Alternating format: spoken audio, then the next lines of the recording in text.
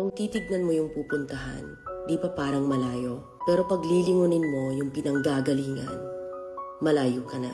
Hindi mo malalaman kung hindi ka susubok. Ang buhay ay isang malaking sugal. Kung lagi kang takot sumugal sa isang bagay dahil takot kang mawalan, mauubos lang kung anong meron ka. Kung hindi ka mawawalan, hindi ka rin magkakaroon. Kung ano man ang mga desisyon mo ngayon, yun ang magiging buhay mo bukas. Lakasan mo lang yung loob mo. Dahil ang mundong to, aapakan lang ang mga mahihina. Ibangon mo palagi ang sarili mo. Balang araw, magugulat ka na lang na ang layo na pala ng narating mo. Kahit mabagal ang progress, basta may usad at kumikilos ka, okay na yan. Wala tayong magagawa. Ganyan talaga ang proseso ng buhay.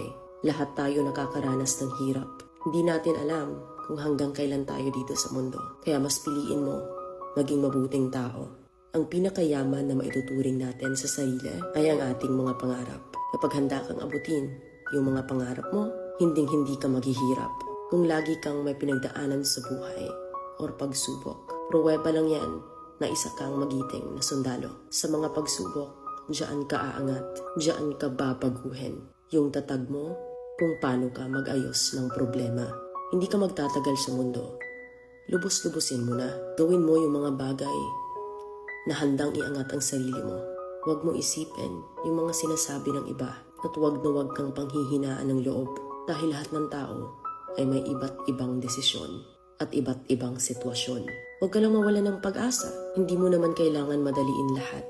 May proseso ang bawat ganap mo sa buhay.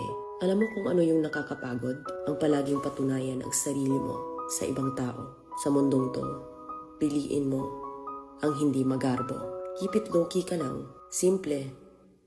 Na kahit na alam mong meron ka, hindi ka babaguhin ng pera.